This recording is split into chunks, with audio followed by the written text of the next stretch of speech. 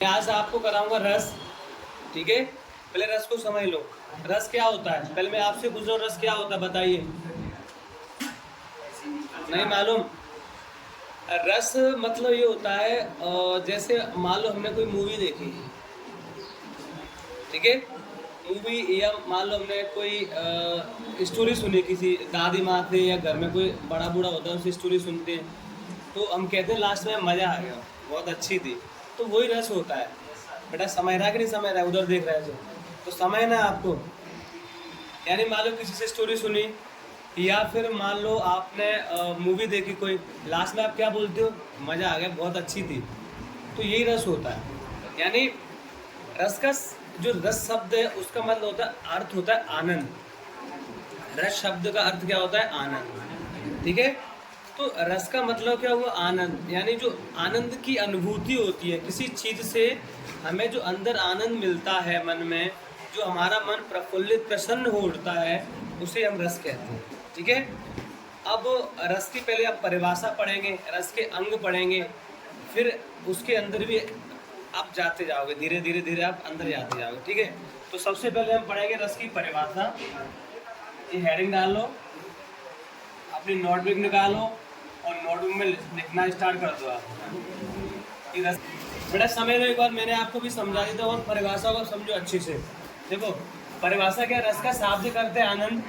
आनंद से मालूम चल रहा होगा आपका साफ साफ, अर्थात काव्य को पढ़ने या सुनने से, काव्य मीन्स यहाँ पे कविता होती है, काव्य को पढ़ने या सुनने से जो आनंद की अनुभूति होती है, आनंद की अनुभूति हमें मतलब जो आनंद मिलता है उसे रस कहते हैं। ठीक है, रस के अंग, रस के मुख्यतः 4 अंग होते हैं।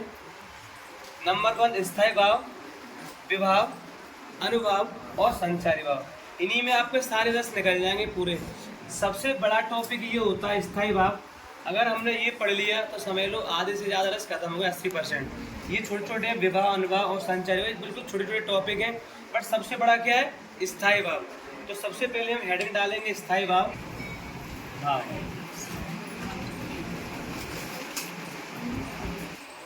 स्थायी भाव क्या होता है, सबसे पहले इसको समझो। देखो हर चीज़ को समझोगे तो आपको आगे चल के बहुत फायदा मिलेगा, समझोगे नहीं, रट लोगे, कोई मतलब नहीं है। हर शब्द को समझो, हर शब्द का मतलब समझो। स्थायी भाव, मन का विकार भाव, विकार मतलब होता है परिवर्तन, चेंजेस। यानी मन में परिवर्तन आते रहते हैं। हर दिन हर पल हर समय मन एक जैसा नहीं रहता है। कभी आपके मन खुशी होगा, कभी आपका मन दुखी होगा, कभी आप कैसा फील करोगे, कभी कैसा करो, कभी कुछ करोगे, कभी मतलब एक जैसा रहता ही नहीं है।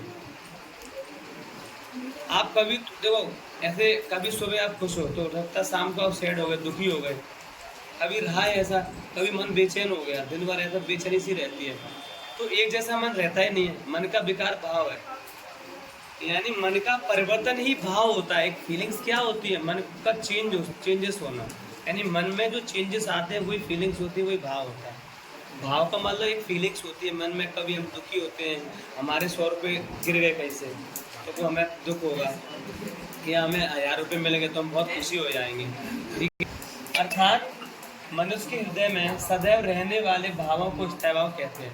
लेकिन ये भाव कैसे होते हैं, जो स्थायी भाव होते हैं, बेटा ध्यान से समझना, जो स्थायी भाव होते हैं वो ऐसे भाव है जो मनुष्य के हृदय में हमेशा रहते हैं और समय आने पर जागृत हो जाते हैं। जागृत मीन्स होता है जग जाते हैं। यानी जैसे मैं आपको एक बात बता दूं स्थायी भाव के बारे में। जैसे मान लो कोई बच्चा है, रास्ते में जा रहा होता है, उसके पास 1 का कलदार था, 1 का कॉइन था, तो उसकी जेब से टपक जाता है, गिर जाता है, तो उसको मतलब कैसी फीलिंग आएगी, कुछ नहीं। 1 का कलदार की कोई वैल्यू क्या है आजकल, तो वैल्यू है क्या, कुछ नहीं है। तो इसलिए वो उसको ज़्यादा मतलब दुख फील नहीं आएगा, ज़्यादा दुख महसूस नहीं होगा, क्योंकि 1 का कलर तो गिरा है उसका। अगर मान लो उसके पिताजी ने 1 लाख रुपए दिए, उससे बोला उस अंकल को दे आओ, तो दे नहीं आएगा, उसके रास्ते में चोरी हो गई या गिर गए कहीं पर, तो बताओ कैसा फील होगा उसको। वैसे उसको जो होगा सो होगा। अगर मैं होता ना तो मुझे तो बुखार रहता 6 महीने तक, कम से कम 6 महीने तो मैं बुखार में से उठता नहीं बिस्तर में से। ठीक है, मेरा 70 हज़ार चलेगा तो बहुत दुख हुआ मुझे, मिलेंगे बाद में। ठीक है, तो इसलिए कोई बच्चा जैसे मान लो 1 लाख रुपए गिरे आते हैं उसके, तो उसके अंदर इतनी ऐसी फीलिंग्स आएगी वो तुम लोग नहीं समझ सकते। 1 लाख गिरा के देखना फिर फीलिंग समझना, ठीक है।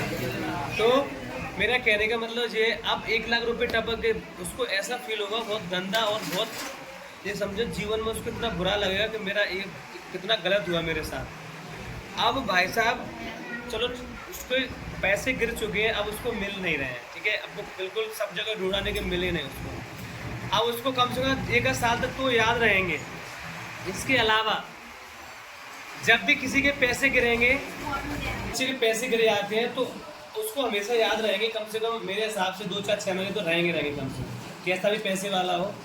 अगर सब आप सपोज करो कि किसी और 2 4 साल बाद किसी और के साथ हुआ है ऐसा, तो भाई साहब उसको अपनी जो घटना घटित हुई थी उसके साथ, वो उसको याद आ जाएगी, क्योंकि वो उसके दिमाग से गए नहीं है। हालांकि उसको भूल चुका है, लेकिन अंदर उसमें बिल्कुल स्थायी है, हमेशा के लिए रहेगा। वो बिल्कुल पूरी तरीके से भूलेगा नहीं। जब भी किसी का 5 लाख गिरेगा तो उसको अपने 1 लाख याद आ जाएंगे, भाई साहब मेरे 1 लाख गिरे थे, क्योंकि वो स्थायी है, उसका बड़ी घटना घटित हुई है। तो स्थायी भाव क्या होता है, यानी ऐसा भाव जो हमारे मन में हमेशा के लिए रहे और समय समय पर जागृत हो जाए, मतलब समय समय पर वो निकलती रहे मन में से, समय समय जगती रहे, उसे स्थायी भाव कहते हैं। तो समय में आया कि नहीं आया? क्या होता है स्थायी भाव? जो हमारे मन में हमेशा के लिए रहते हैं, लेकिन वो ऐसा नहीं हमेशा दिमाग में रहे। उस समय समय पर किसी को घटना घटित होगी, किसी के बगल वाले के मतलब साथ में हुई है, तो हमें अपनी घटना जरूर याद आ जाएगी, ठीक है। तो ये होता है स्थायी भाव। इसके बाद समझो स्थायी भावों की संख्या 9 है। स्थायी भाव कितने माने जाते हैं? लेकिन कुछ जो रसाचार्य हैं, जो इनको मतलब जो कुछ कवि हैं, तो उन्होंने क्या माना है कि बासल रस और भक्ति रस को अलग मान लिया है। तो बासल रस और भक्ति रस को मिलाकर इनकी संख्या 11 हो जाती है। वैसे स्थायी भाव 9 है, वैसे स्थायी भाव कितने हैं? 9। लेकिन बासल रस और भक्ति रस को मिलाकर इनकी संख्या कितनी हो जाती है? 11। प्रत्येक रस का एक स्थायी भाव होता है। हर 11 रसों में से हर रस का एक स्थायी भाव होगा, ठीक है।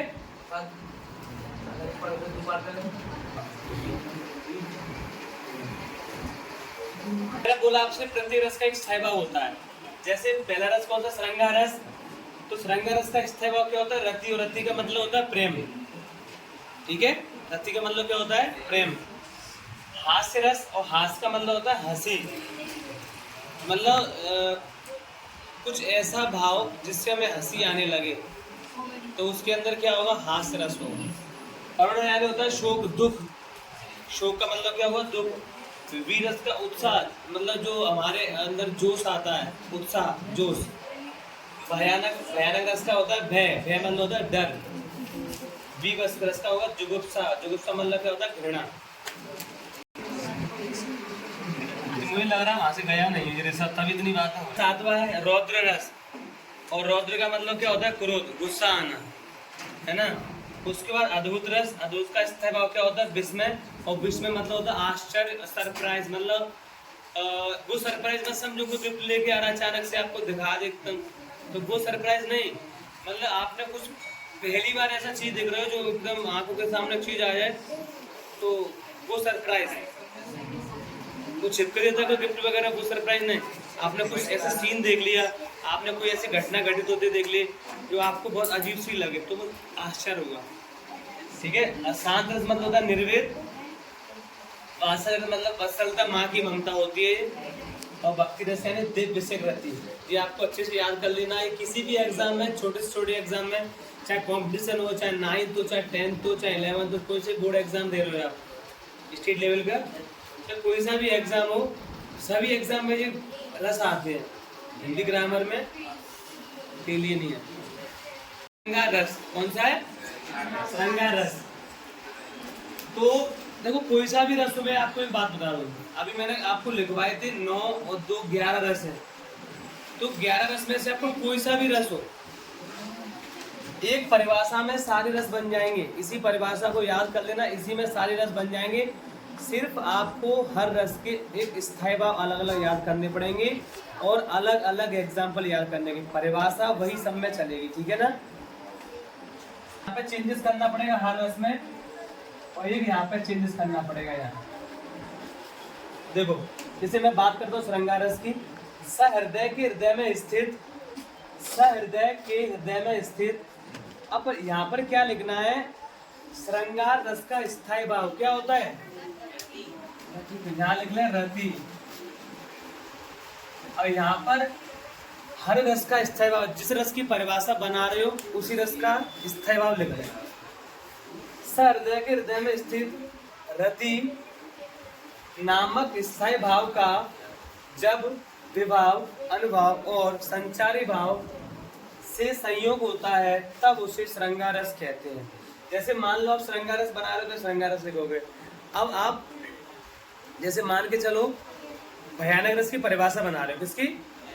तो फिर यहाँ लिखोगे भयानक रस, हेडिंग डालोगे।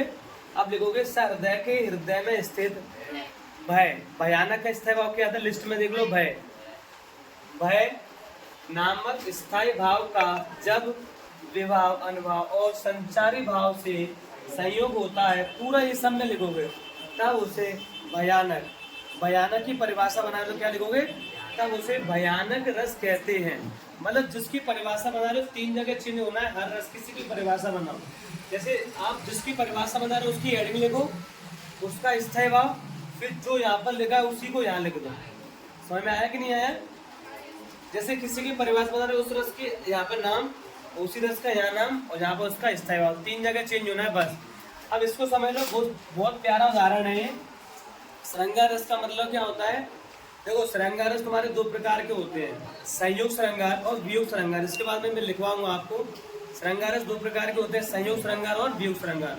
तो संयोग का मतलब होता है मिलना, नायक नायिका या स्त्री पुरुष जब मिलते हैं, जो फीलिंग्स उनके मन में आती है, तो वो श्रृंगार रस हो, सॉरी संयोग श्रृंगार होता है।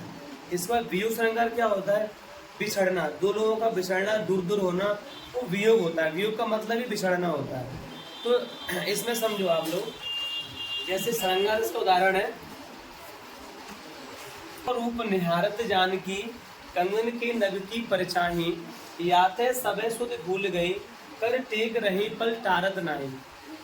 ये उस समय का उदाहरण है जब श्री राम सीता जी से उनकी शादी होती है, तो बारात लेकर जाते हैं, ठीक है। श्री राम की बारात जाती है तो ऐसे लड़की वालों के पहुंच जाते हैं, तो उनके द्वार पर पहुंच जाते हैं, जो भी होता है रस्में होती हैं।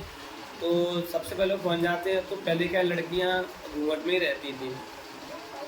लड़कियां पहले शादी में, पूरी शादी में घूंघट में ही रहती थी, ससुराल में जाने के बाद भी घूंघट में रहती थी, ठीक है।